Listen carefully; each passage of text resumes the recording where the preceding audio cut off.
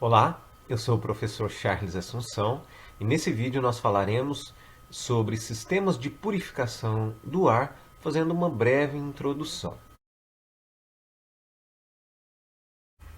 Aqui alguns valores, números, só para nós termos ideia. É óbvio que na literatura a gente tem isso tabelado, tem à disposição. Eu trouxe alguns aqui só para nós termos noção do contaminante. E aqui nós temos o diâmetro médio em micrômetro. Então, por exemplo, o cabelo humano está variando entre 50 e 200 micrômetros.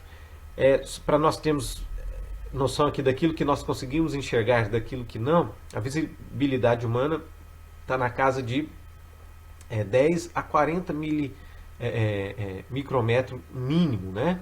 Claro que acima disso a gente consegue enxergar naturalmente. Poeiras, por exemplo, poeira atmosférica 0,5, alumínio 2,2, carvão de 5 a 10. Então vejam que carvão, por exemplo, muitas vezes a poeira a gente nem consegue enxergar de tão pequeno que é o grão ali. Ferro gusa, jato de areia, enfim, a gente tem algumas aqui só para termos noção e para identificarmos que não é porque nós não enxergamos, e claro que dependendo da concentração, em função da concentração a gente acaba enxergando, porque aí realmente a luz ela vai sofrer ali desvios e tal, a gente vai perceber a presença do contaminante, mas muitas vezes esse contaminante ele está presente e a gente não percebe visualmente. Aqui alguns exemplos também de emissão de contaminantes por operação, que é aquela taxa de geração de contaminante que vai influenciar na concentração, e isso vai ter um peso grande na seleção, como já dissemos. De novo, eu trouxe aqui apenas algumas operações para nós termos noção, mas na literatura a gente tem outras referências. Então aqui vamos pegar exemplo de limpeza abrasiva, o contaminante, qual que é o produto ali que a gente vai ter que tirar? É pó de talco, e o fator de carga é como se fosse a concentração. Claro que isso é uma média, é um parâmetro. O ideal é que nós conseguíssemos levantar isso caso a caso, mas isso de fato é muito difícil de medir muitas vezes.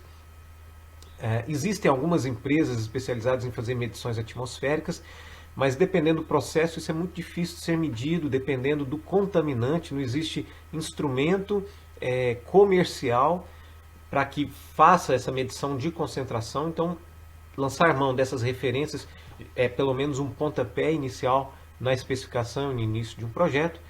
Aqui está em grãos por pé cúbico, é uma unidade que não é muito utilizada assim, no nosso dia a dia, pelo menos aqui no Brasil, mas essa unidade de grão por pé cúbico equivale a aproximadamente 2,3 ppm, só para a gente ter uma noção aqui. Um grão por pé cúbico, não 2,2, né? 1 grão por pé cúbico equivale a aproximadamente 2,3 ppm.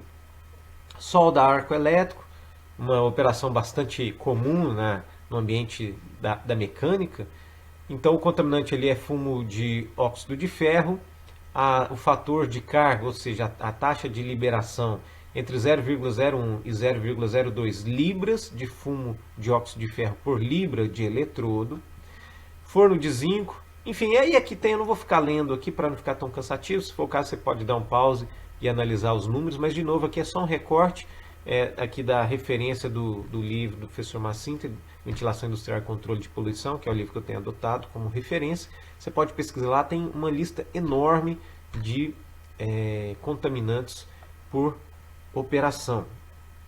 E finalmente, trazer também só um resumo, aqui não é exaustivo, nessa fonte nós temos outros valores, outros equipamentos, em outras fontes a gente pode obter também, mas só para nós termos noção. Essa tabelinha é bastante ilustrativa, veja aqui que nós temos o equipamento, então diversos tipos de equipamento para gases, para partículas. Aqui o tamanho da partícula, a temperatura limite máxima que cada tipo de equipamento desse pode trabalhar. Aqui o rendimento, então, ou seja, qual que é a eficiência de retirada daquele contaminante naquele processo. Então veja que a gente tem processo relativamente de eficiência bastante baixa, na casa ali de 50%, né, menor que 50%, e a gente tem processos aqui na casa de 90%, quase 99%, quase 100% realmente. O delta P, que é aquela a perda de energia, a perda de pressão, melhor dizendo, no sistema que cada equipamento desse vai promover. É claro, gente, que isso aqui, de novo, são valores de referência. Talvez caso a caso a gente vai ter valores diferentes aqui, mas como referência para nós termos a noção de quanto que esse tipo de equipamento perde. Então, por exemplo, a gente dá para tirar algumas informações importantes. Um sedimentador, por exemplo, ele tem uma perda de carga para essa referência de meio milibar. Então, lembrando aqui que 1 bar equivale a 10.000 milímetros de coluna d'água. Então, 1 milibar é 10.000 dividido por 1.000, então equivaleria a 10 milímetros de coluna d'água. Então vejam que aqui a gente tem meio milibar de ΔP e a gente pega um filtro de manga, por exemplo, já com 13. Ah, mas o equipamento lá não é exatamente meio, não é exatamente 13. Ok, mas a informação que a gente tira aqui é o seguinte: um filtro de manga tende a ter uma perda de carga muito superior a um sedimentador. Mas vejam o rendimento. Sedimentador está ali inferior a 50%, o filtro de manga, por outro lado, está na casa dos 99%. E assim por diante, onde está a interrogação aqui que não havia valor disponível. O recurso, além da energia elétrica, todos esses equipamentos vão utilizar energia elétrica, mas outros equipamentos vão utilizar, alguns equipamentos vão utilizar, além da energia elétrica, outros recursos. Então, por exemplo, filtro de manga, basicamente energia elétrica, mas se a gente pega uma torre de pulverização, que é quase que uma torre lavadora, a gente vai naturalmente utilizar água. E isso vai influenciar diretamente no resíduo gerado. Então vejam, os equipamentos que não utilizam água, é óbvio que o resíduo é um resíduo seco, é uma poeira seca que pode ser compactada. Então tudo isso é importante porque isso vai ter reflexos no armazenamento, no condicionamento, no transporte. Água é um elemento muito pesado, então como aqui as torres de pulverização, por exemplo, vão gerar uma lama, um resíduo líquido, e a água ali, na verdade, ela não tem um valor agregado. Quando vai se vender, se comercializar, normalmente essa água tem que ser retirada, e aí a gente vai gastar energia para retirar essa água dessa lama, para que seja vendido apenas o produto que foi efetivamente retirado, que é o que tem o valor. Então vejam que é um assunto de uma complexidade razoável, não é tão elementar assim escolher, porque a gente tem que pensar no no tratamento do resíduo.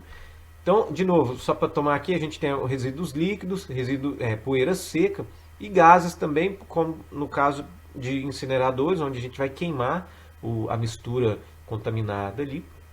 E aí o que a gente vai ter são os gases da combustão que serão lançados para a atmosfera provavelmente.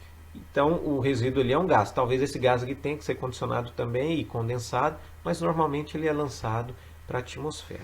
De novo, então, para finalizar, essa tabela também não é exaustiva, é só para mostrar algumas características e a gente poder comparar de forma conceitual as possibilidades, algumas alternativas.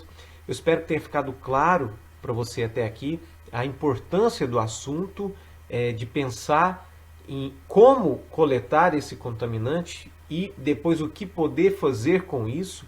E essas perguntas vão influenciar na nossa decisão de escolha do equipamento, obviamente com custo, com a eficiência, com o grau de contaminação permitido que pode ser lançado para a atmosfera. Todos esses fatores vão compor os critérios para a decisão do melhor equipamento. Eu espero que tenha ficado claro para você. Nos próximos vídeos nós vamos falar um pouquinho a respeito dos principais equipamentos, algumas características fundamentais dos principais equipamentos. Eu espero que você acompanhe. Em caso de dúvidas nesse vídeo, não hesite em entrar em contato. Eu agradeço a sua atenção e espero que você acompanhe os próximos. Obrigado e até lá.